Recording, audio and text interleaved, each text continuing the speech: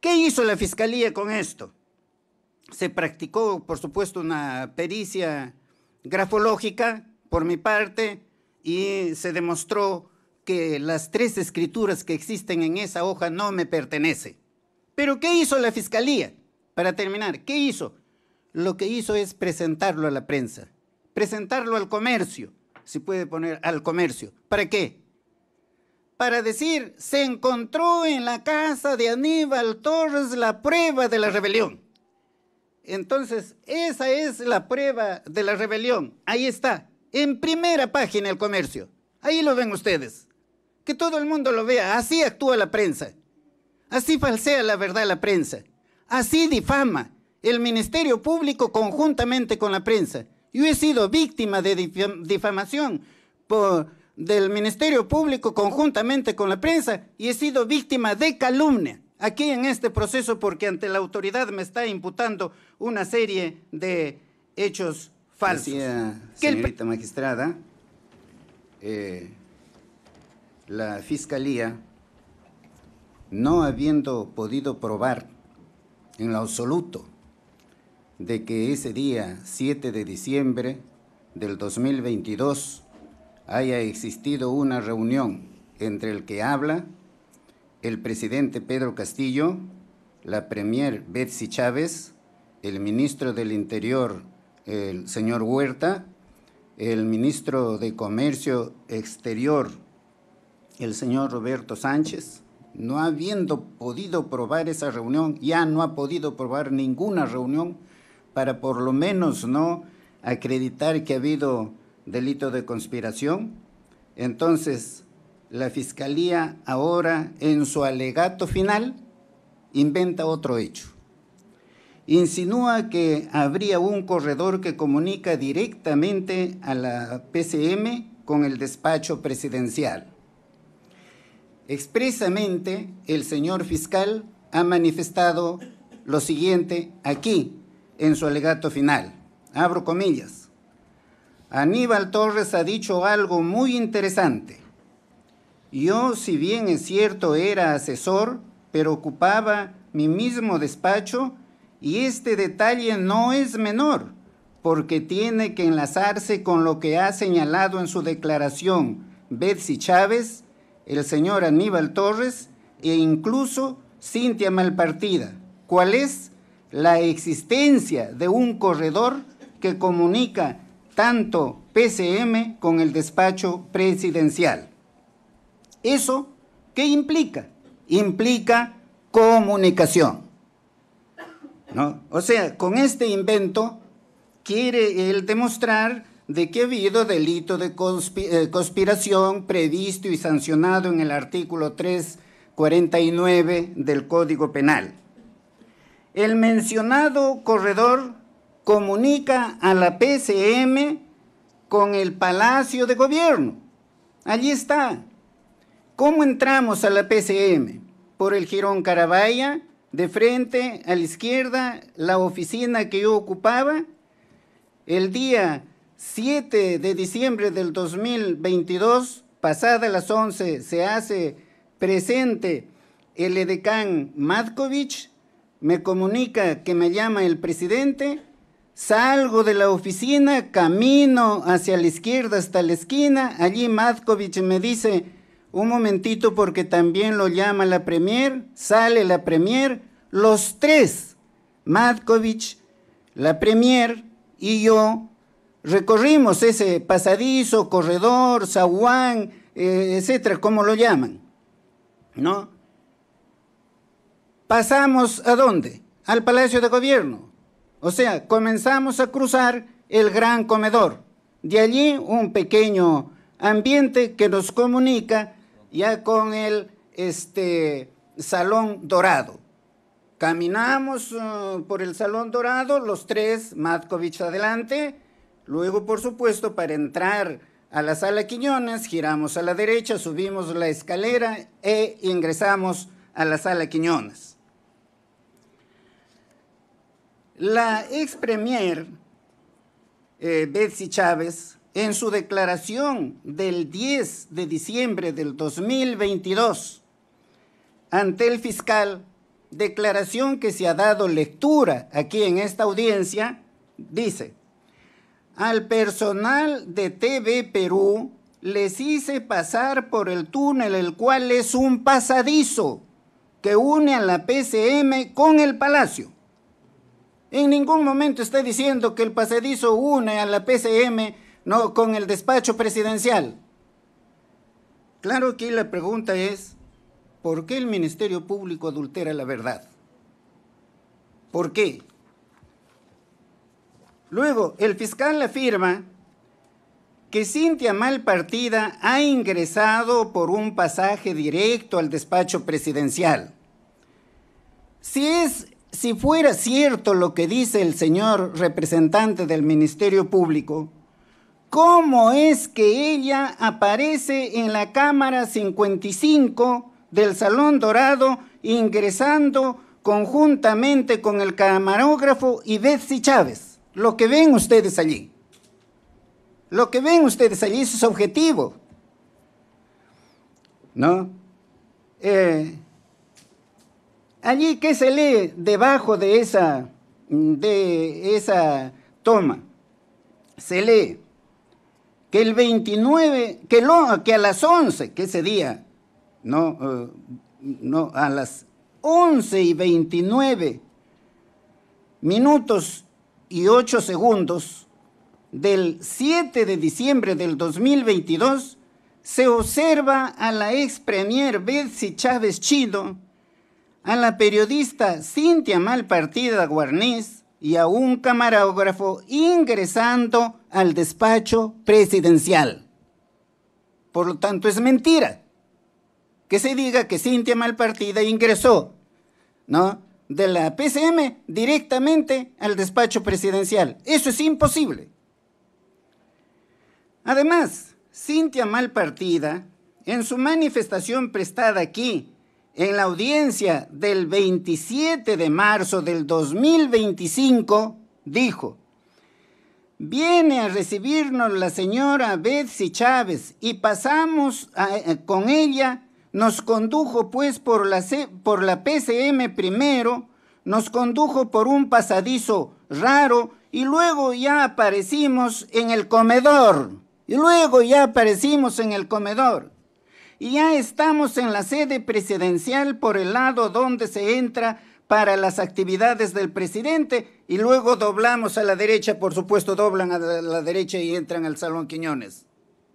La pregunta es, ¿por qué el representante del Ministerio Público adultera la declaración de Cintia Malpartida? Eso hay que preguntarnos por qué. Porque la justicia se tiene que administrar de acuerdo a la verdad, no inventando pruebas. En mi declaración he dicho lo que ya acabé de manifestar, de manera que ninguno de los tres, ¿no?, hemos dicho que hemos ingresado directamente por este callejón, ¿no?, de la PCM al despacho presidencial. Ninguno. ¿De dónde saca eso el ministro de imputarnos que los tres? Y todavía dice que nos hemos reunido ahí en ese pasadizo. En ese pasadizo hemos estado con el edecán. Y claro, ya se ha explicado desde el punto de vista jurídico, ¿no?, especialmente ahora mismo por la defensa de la señora Betsy Chávez, ¿no?, que una reunión para conspiración de rebelión no se puede hacer minutos antes de la lectura del discurso. Y eso lo dice Zaffaroni. Dice: la conspiración para cometer delito de rebelión es un acto preparatorio excepcionalmente típico. Se supone que se trata de un acuerdo con cierto grado de premeditación. Es decir, que es un ponerse de acuerdo, que obviamente las circunstancias del caso, sin previo aviso y sorpresivamente, no puede existir, sin perjuicio de que tampoco existió ni podía existir rebelión, es decir, un alzamiento en armas. No existe, pues, una comunicación directa entre la PCM y el despacho presidencial. El Ministerio Público en su alegato final me imputa ese hecho imaginario, inexistente, falso, simulado, a sabiendas de que no existe, con el único fin de atribuirme el delito de conspiración para rebelión, que no he cometido. Además, este hecho falso es ajeno al debate realizado en este juicio. El fiscal no lo ha ofrecido con medio de prueba alguna presentado en su oportunidad, tampoco lo ha ofrecido como nueva prueba. Si existiera ese corredor directo, yo lo habría mostrado pues con planos, con fotografías, qué sé yo, con algún croquis, y no como el señor fiscal con una simple insinuación. Ya, eso ya es un indicio. No, señores magistrados, los indicios, como lo señala el propio Código Procesal Penal, se tienen que analizar de acuerdo a los principios de la lógica, de la ciencia y de la experiencia, y no con simples insinuaciones. Además, el representante del Ministerio Público en el requerimiento acusatorio también me imputa que he redactado el mensaje leído por el presidente en un CPU ubicado en el interior del despacho contiguo al despacho presidencial. Pero en el informe pericial 322 que vamos a ver ahora, y en el alegato final del señor fiscal, se afirma que el mensaje se encontró en la oficina de asesores de Palacio de Gobierno. Así se ha probado. En el informe pericial 326 del 2023 del perito de la Fiscalía, Arturo Lazarte Vilcamango, consta lo siguiente. Dice, objeto de la pericia, realizar la extracción de evidencias digitales vinculadas a los hechos de investigación, esto es, a los actos preparatorios y o ejecutivos del delito de rebelión mediante el alzamiento en armas cuya presunta comisión se atribuye a Castillo, Betsy, Huerta, Roberto y Roberto Sánchez. ¿Y qué dice en la conclusión? Allí, en la página 903 del tomo 4 del cuaderno, ¿no?, de prueba documental del Ministerio Público. No. La conclusión dice, existen 26.104 archivos de tipo documento. Asimismo, y de acuerdo a lo indicado en el objeto pericial, no se encontró información relevante a criterio del perito dentro del rango de la fecha indicada, ni archivos relacionados al presunto hecho materia de investigación. Por supuesto que no me cabe duda que en la sentencia que ustedes dicten en la motivación tienen que hacer constar esta verdad, porque siempre la Fiscalía se ha estado basando en este peritaje número 326. ¿Qué prueba? ¿Qué acredita este peritaje? Que el mensaje ha sido encontrado en una computadora de la oficina del Gabinete de Asesores del Palacio de Gobierno, no en la oficina de la PCM. La oficina de asesores del Palacio de Gobierno y la oficina de asesores de la PCM son dos lugares distintos y distantes, como está demostrado allí. Son distintos, ¿no? Y son distantes.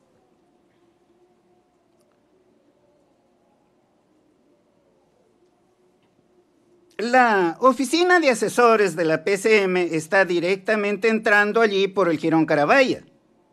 La oficina del gabinete de asesores se encuentra al otro extremo, más allá de la sala del gabinete de asesores del presidente. El testigo Matkovich, edecán del presidente, en su declaración del 25 de febrero del 2023, ¿no?, quien vino y declaró aquí y dijo que cuando le preguntaban si es cierto tal cosa, pues, que ha dicho usted en su declaración tal. Ah, si lo he dicho, sí, es cierto. Y así lo repetía aquí en su declaración. ¿Qué dijo?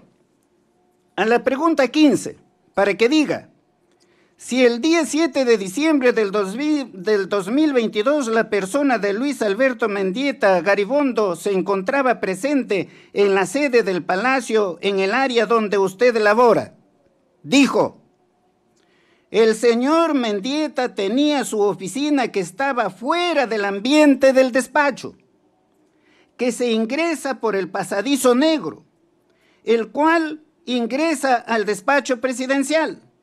Lo hace por una puerta de la sala de decanes. Lo hace por una puerta de la sala de decanes. No lo hace por el Salón Dorado porque está al otro extremo.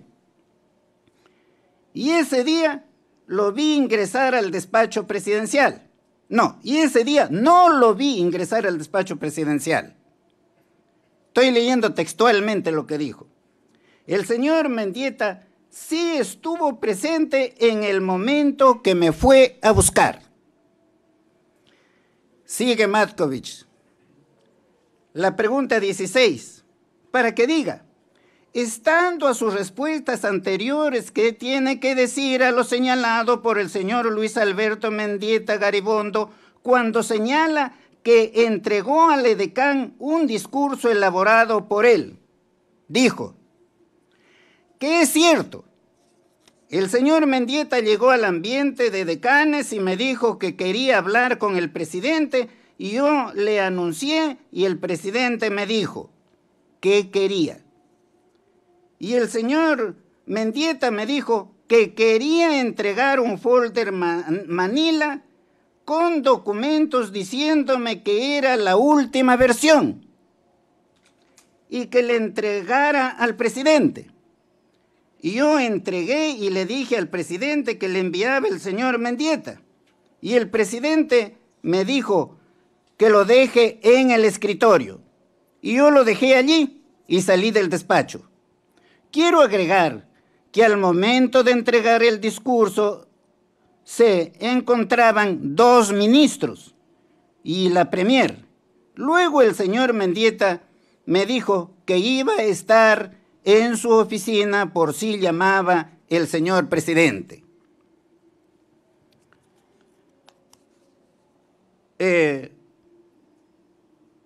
Pregunta 19, para que diga, ¿llegó a ver usted quién alcanzó el discurso que leyó el presidente Castillo Terrones en su mensaje a la nación el día 7 de diciembre del 2022? No, esto es ya la declaración de Cintia Malpartida.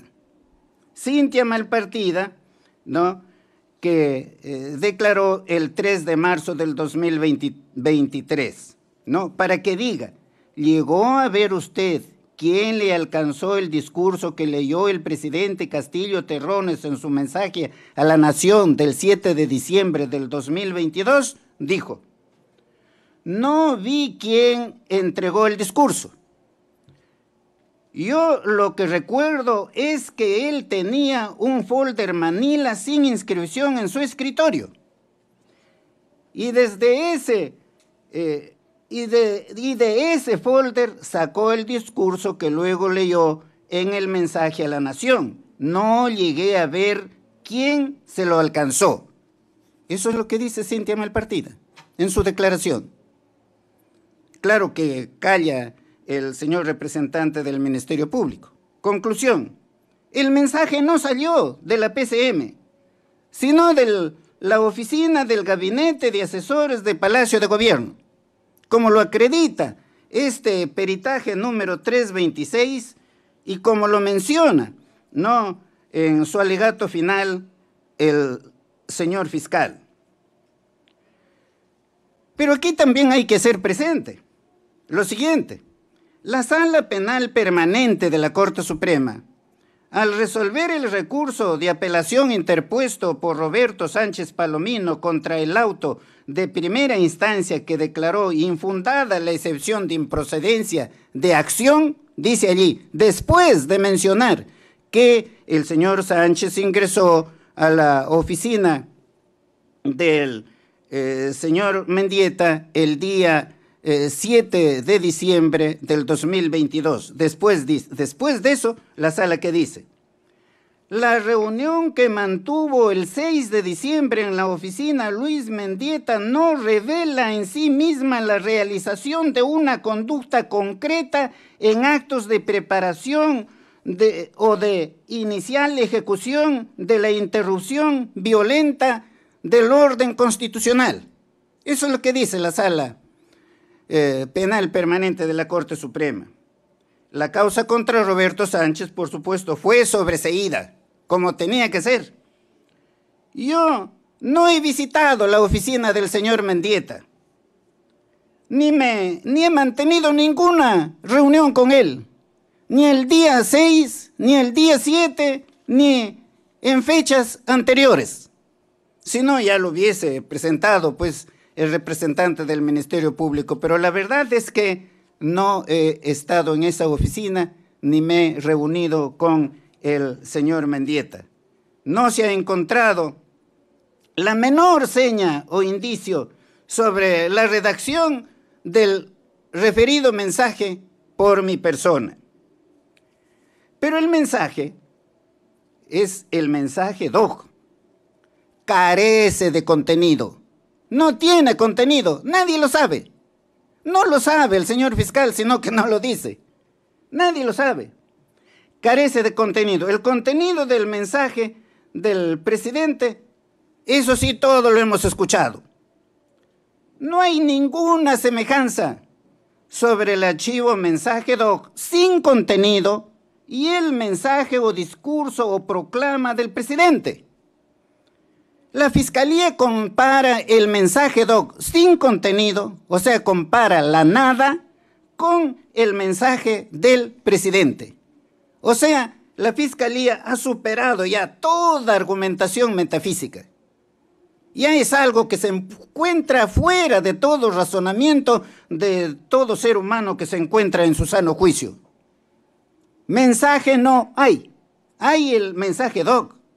Todavía, con el hecho de que el señor representante del Ministerio Público les dijo a ustedes que al escribir el mensaje, eso no se ha grabado después de haberse terminado la escritura del mensaje. Eso es lo que les manifestó.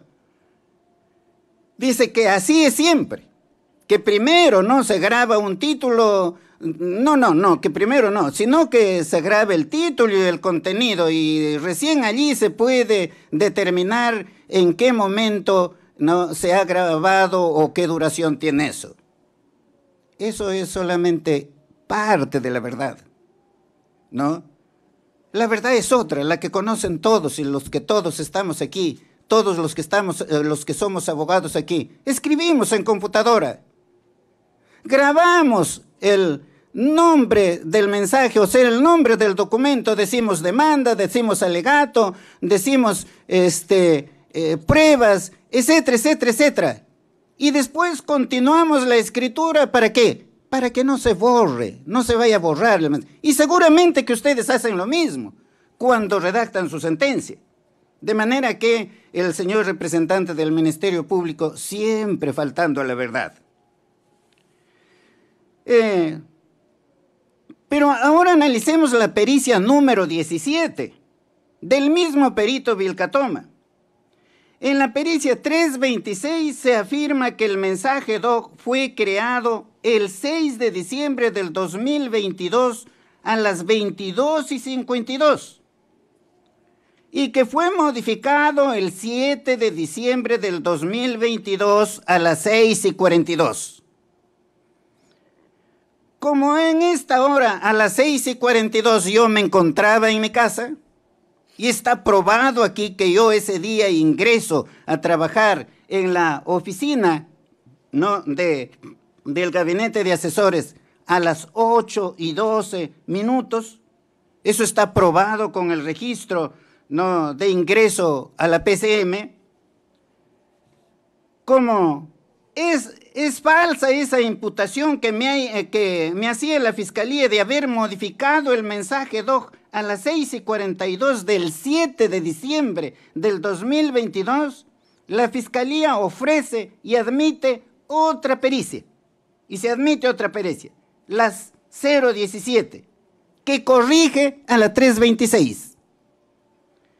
La pericia 017 concluye que de acuerdo al meridiano de Greenwich para el Perú existe una diferencia de 5 horas más, por lo que la hora 6:42 del día 7 de diciembre del 2022 corresponde a las 11:42. Está probado que el presidente comenzó a dar lectura de su discurso a las 11:40. De acuerdo a la pericia 017, mientras el presidente leía su discurso, lo estaban modificando. Prueba evidente que el mencionado mensaje doc no tiene nada que ver con el leído por el presidente. Según la Fiscalía, el meridiano de Greenwich modifica el horario, valga la redundancia, de modificación del mensaje. Modifica el horario de modificación del mensaje, pero no el de su creación, el 6 de diciembre del 2022 a las 22:52, o según otra acta, a las 22:58. El meridiano de Greenwich, señores magistrados, es el estándar universal del tiempo, que por ser una ley física es universal e intemporal, que a nadie en el mundo no se le ocurriría modificar porque es imposible. Pero aquí, en el Perú, el señor fiscal puede modificar el meridiano de Greenwich arbitrariamente para hacer una falsa imputación. De acuerdo a este meridiano, la hora de creación del mensaje, como se dice en una de las actas, fue a las 22:52 del 6 de diciembre del 2022. Corresponde esa hora de las 22:52 del día 6 de diciembre del 2022, corresponde a las 3:52 del día 7 de diciembre del 2022, momento en que yo me encontraba durmiendo en mi casa. Ustedes tienen que valorar en la motivación de su sentencia que dicten, porque la inferencia jurídica la tienen que realizar de acuerdo a la lógica, de acuerdo a la ciencia y de acuerdo a la experiencia, como lo dice el propio Código Procesal Penal. Del acta de información de fojas espejo, de fojas 917 del cuaderno de pruebas, ¿qué aparece? Y esta acta ha servido de insumo para la pericia 326. Consta que el mensaje DOJ ha sido creado el 6 de diciembre del 2022 a las 22:58 Si como está probado aquí que yo ese día salgo del despacho presidencial a las 23:03, el mensaje habría sido redactado en menos de 5 minutos. En el supuesto negado que yo me hubiese encontrado a esa hora en la oficina del gabinete de asesores del Palacio de Gobierno, lo cual no es cierto. Esto de que haya sido redactado en menos de 5 minutos, nadie lo puede creer, ninguna persona que se encuentra en su sano juicio no lo puede creer.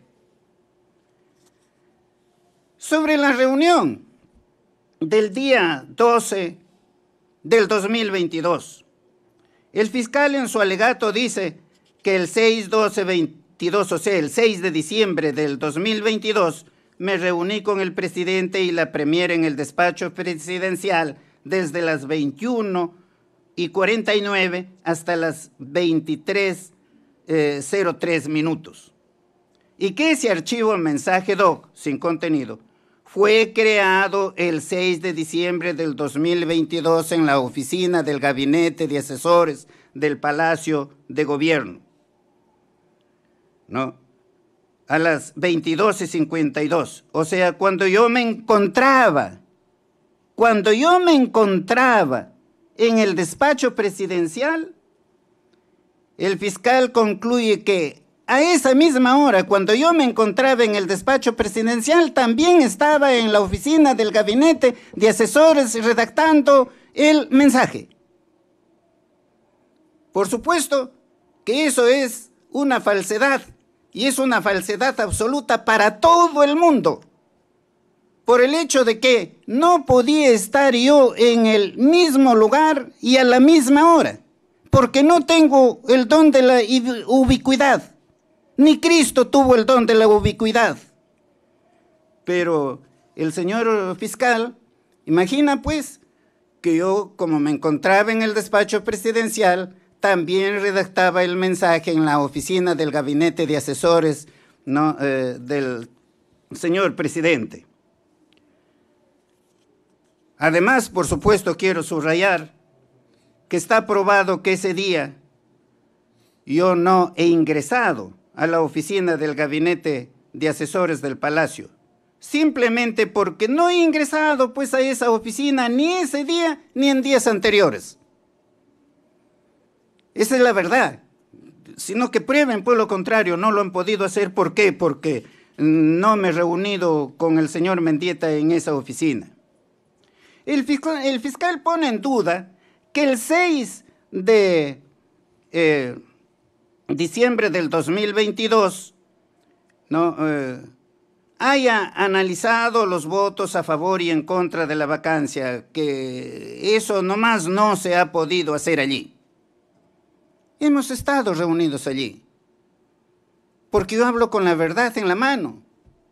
El señor presidente, la premier y yo, por las razones de que me hizo llamar el señor presidente, no, ya aquí lo he explicado en mi declaración en forma extensa anteriormente y no la tengo que variar, ¿no?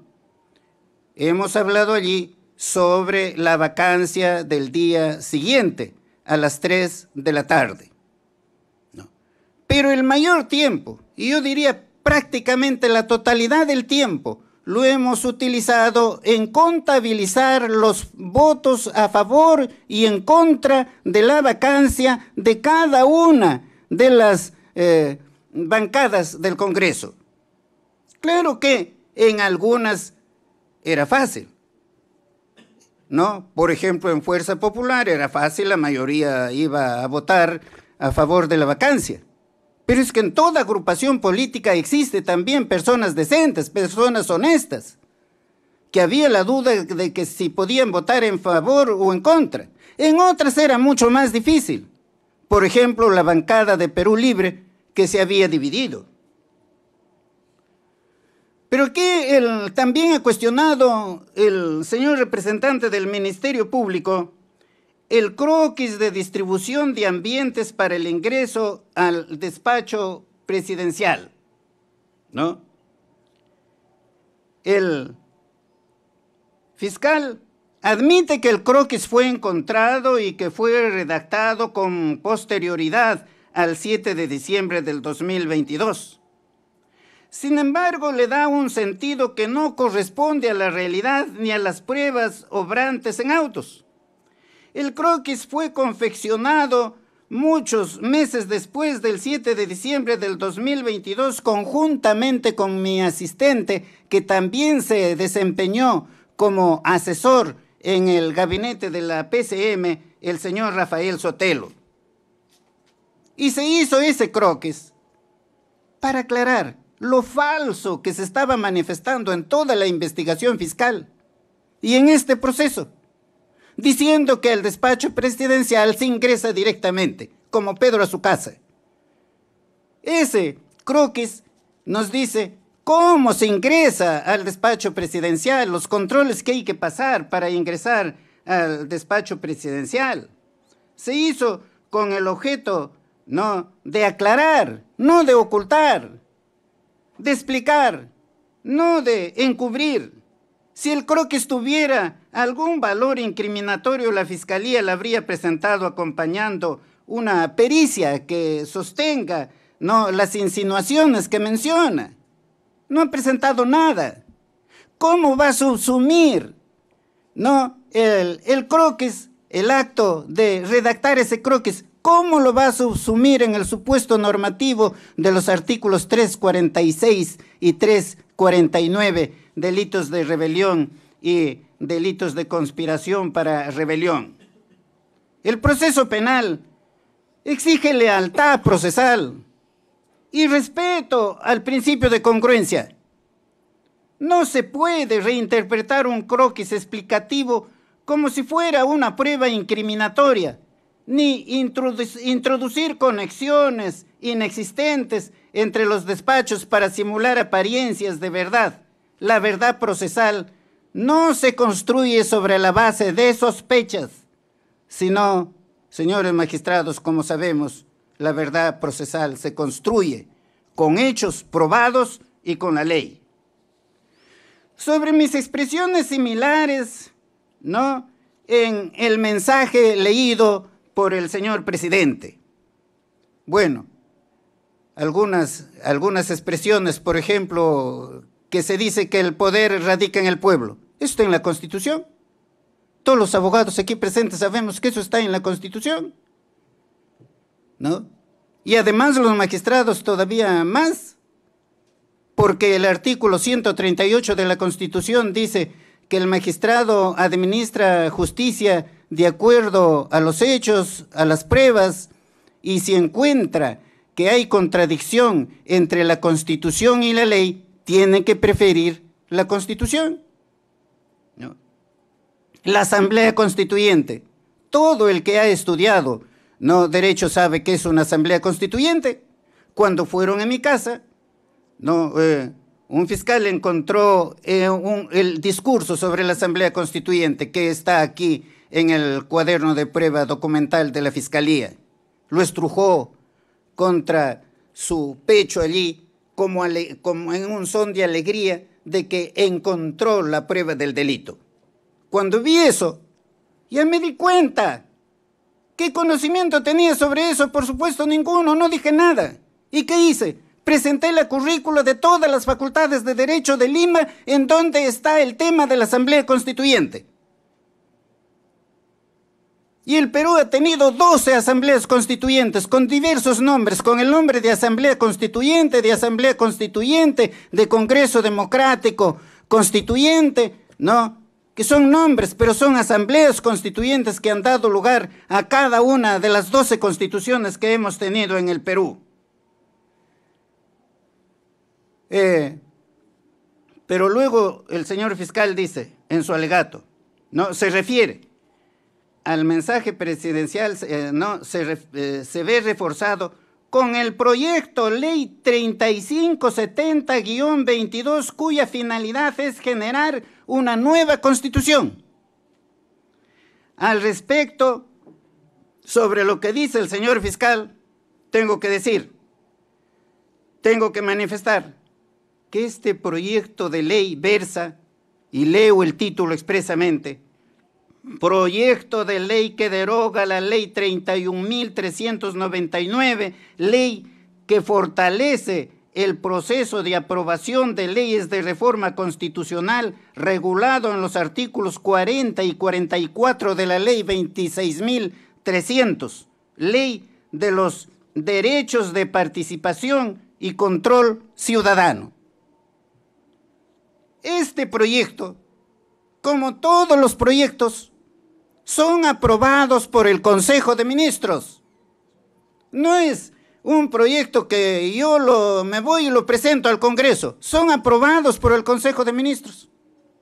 Y se solicitó allí cuestión de confianza. La cuestión de confianza, señores magistrados, es aprobada por el Consejo de Ministros. Este proyecto fue rechazado por la Junta Directiva del Congreso. Y allí terminó la cuestión. Y no insistimos más. Pero este proyecto es plenamente constitucional, porque con esta ley ordinaria que modificaron la Constitución, suprime la democracia directa que tienen los ciudadanos y que está previsto en el artículo 31 de la Constitución. Los ciudadanos tienen derecho a participar en los asuntos públicos mediante referéndum, ¿no? Pero eso se ha suprimido con una simple ley, ¿no? Y la misma Constitución establece que se pueden presentar proyectos de ley sobre cualquier norma con rango de ley. Y las normas con rango de ley están señaladas allí en el artículo 200, inciso cuarto de la Constitución. Allí están las normas. Contra todas esas normas procede, ¿no? La cuestión de confianza. Pero aquí el Congreso de la República suprimió eso con una simple ley. Con una simple ley. Y el Tribunal Constitucional validó esa supresión. Por eso es que juristas reconocidos, y el Perú dice que el Tribunal Constitucional es un apéndice del Congreso de la República. Ustedes decidirán aquí, evaluarán este hecho, ¿no? Ajustándose a la ley. Ustedes encuentran allí la enorme contradicción más grande que el Monte Everest, que con una simple ley modifican la Constitución, suprimiendo el referéndum porque tienen un miedo terrible, no que esto se pueda convocar a un referéndum y la población vote por el referéndum para convocar a una asamblea constituyente. Sobre otras expresiones similares, por ejemplo, con relación a los periodistas, ¿no? Bueno, con relación a los periodistas, todos han hablado y hay expresiones allí de un periodista americano que se repite en todas partes y se repite aquí. Y lo he demostrado en autos, cómo se han hecho esas repeticiones en muchos medios. Por supuesto que desinforman a la población, esa es la verdad.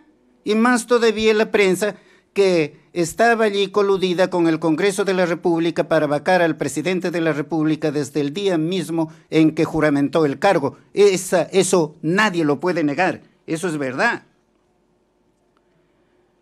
El fiscal expresa que rechazo el modelo democrático al pronunciarme sobre una nueva Constitución, que mi postura es cuestionable bajo un punto de vista en el presente caso.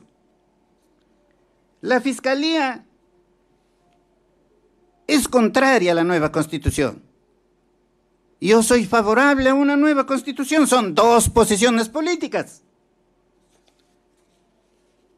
Esto es una prueba más que evidente de que este proceso no es otra cosa que una persecución política en mi contra por parte de la Fiscalía, porque considera que soy su adversario al pronunciarme a favor de una asamblea constituyente. Sobre el falso abrazo, ya se ha mencionado, no me voy a extender, eso es falso absolutamente. La señorita Cintia Malpartida habla de ese abrazo, pero también cuando declaró aquí frente a ustedes dijo que se excedió en lo que a mí se había pronunciado, ¿no? Dijo eso. Y además está probado que el ministro de Defensa, Bobbio, manifestó que él no ha visto el abrazo estando ahí presente. E igual, no, el ministro del Interior, Huerta, manifestó igual, no ha visto el abrazo estando ahí presente. La verdad es que si el presidente lee en su discurso y dice que va a cerrar el Congreso, eso lo descuadra, lo desbarata a cualquiera. Entonces yo inmediatamente me acerqué y le dije, ¿has coordinado con las Fuerzas Armadas, con las fuerzas policiales? Me manifestó, no se preocupe, doctor. Me regresé donde el ministro Huerta, porque con él hemos escuchado, ¿no?, el mensaje allí conjuntamente con Bobbio, ¿no? Y le pregunto, ¿y van a intervenir el Congreso? Me dice que no sabía. Y el ministro Bobbio me dice, a mí no me han dicho nada. Eso es lo que me manifestó Bobbio. Entonces ya yo determiné que no se trataba de un golpe de Estado, ¿no? Y por lo tanto, no había delito, pero sí, por supuesto, al haber pronunciado eso estaba contraviniendo la Constitución y por lo tanto el Congreso podía someterlo a proceso, pero el Congreso no lo vacó violando la Constitución y violando su propio reglamento. Sobre el informe pericial del análisis digital forense 295-2023 sobre la carta asilo, ¿no? Allí que consta, en la carta asilo, consta mi renuncia a ejercer el cargo de jefe del gabinete de asesores. Si tengas en cuenta de que yo no era ministro de allí, yo conozco perfectamente mis derechos. Yo no era ministro, yo era trabajador administrativo. Aquí la Fiscalía, sin prueba alguna, ha manifestado que el registro de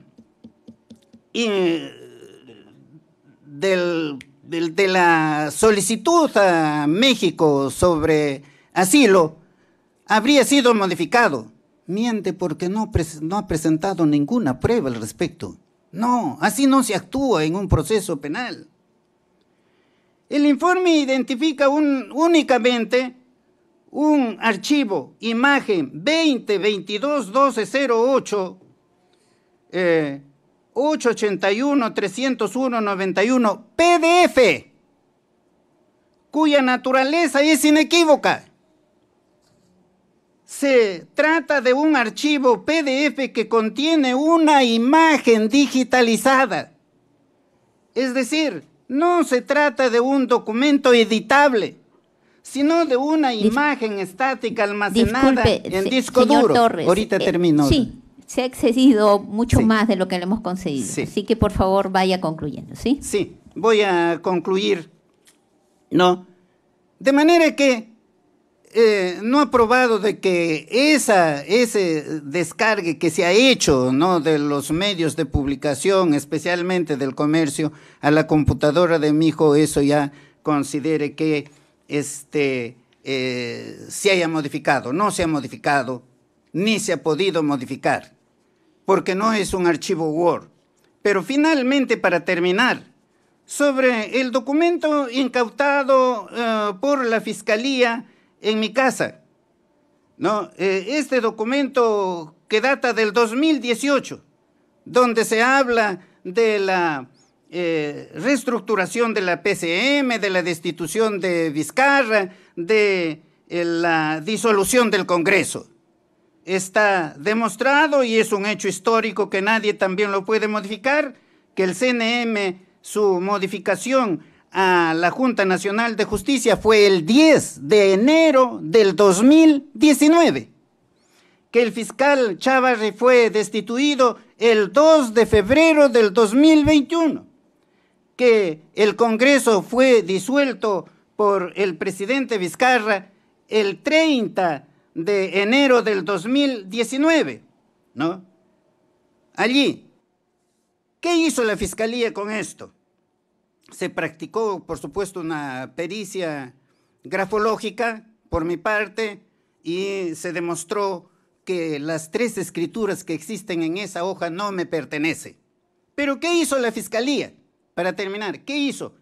Lo que hizo es presentarlo a la prensa, presentarlo al comercio, si puede poner al comercio. ¿Para qué?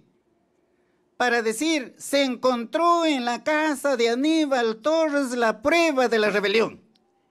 Entonces, esa es la prueba de la rebelión. Ahí está, en primera página el comercio. Ahí lo ven ustedes. Que todo el mundo lo vea. Así actúa la prensa. Así falsea la verdad la prensa. Así difama el Ministerio Público conjuntamente con la prensa. Yo he sido víctima de difamación del Ministerio Público conjuntamente con la prensa y he sido víctima de calumnia aquí en este proceso porque ante la autoridad me está imputando una serie de hechos falsos. Que el presidente pidió seguridad para mi casa. Yo no lo he solicitado. ¿Ha probado que yo lo he solicitado? ¿Ha probado que yo he aceptado tal seguridad? ¿Ha probado que han dado seguridad a mi casa? En ningún momento. En ningún momento. En todo caso, eso lo tendrían que preguntar al señor presidente por qué pidió esa seguridad. Ahora, no tengo tiempo sobre la responsabilidad civil, pero eso sí debo indicarles que allí no hay una acción por mi parte que haya causado el daño, no se ha demostrado el daño, la Fiscalía en su alegato habla de daño extrapatrimonial, no ha demostrado quién ha sufrido el padecimiento de espíritu, el dolor en su alma, por lo que Castillo no ha leído ese discurso. El dolor lo siente el pueblo hasta ahora porque le han quitado su presidente que ha elegido legítimamente y no ha demostrado ningún nexo de causalidad. ¿Cuál nexo de causalidad? Ningún factor de atribución. ¿Cuál dolo podrían demostrar de mi parte? Sí, yo no he participado en esos hechos que aquí he mencionado. Muchísimas gracias, señores magistrados. Por estas razones, pero sí concluyo pidiendo, por supuesto, ser absuelto de la acusación penal y también de la responsabilidad civil. Muchas gracias.